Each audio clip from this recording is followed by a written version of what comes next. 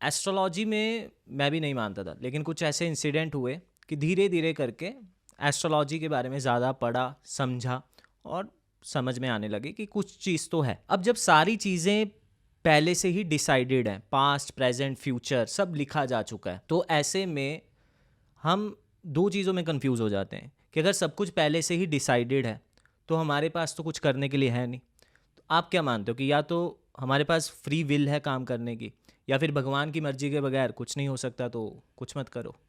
ये जो आपके मन में सवाल है, ये सवाल नहीं, ये हर उस यूथ की, हर उस व्यक्ति की क्यूरियोसिटी है कि अगर लिखा ही हुआ है तो हम करने क्या आए हैं, तो फिर तो हम आराम से बैठ जाएं, जो होना वो तो हो ही रहा है।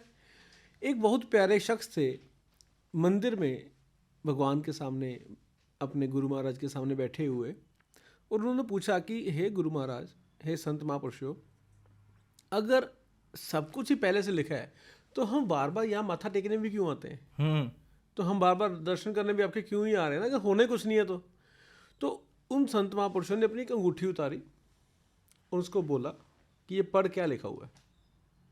ऊपर उनको अल्फ़ाबेट समझ नहीं आए, 3 अल्फ़ाबेट थे, उनको समझ नहीं आया कि क्या लिखा हुआ है। तो कहते समझ नहीं आया सर क्या है। तो कहते आप देखो ज़मीन पे बैठे हो, नीचे मिट्टी है, इसको लगाओ, इसके ऊपर मिट्टी पे लगाओ। मिट्टी पे लगाया तो वो राम बन गया। एक्चुअली राम का मिरर रूप में उल्टी अंगूठी पहनी हुई थी उन्हें, तो सीधा करा तो राम बन गया। तो कहते बेटा ये मंदिर की मिट्टी है, तुम्हारे उल्टे लिखे को सीधा करती है, अच्छा।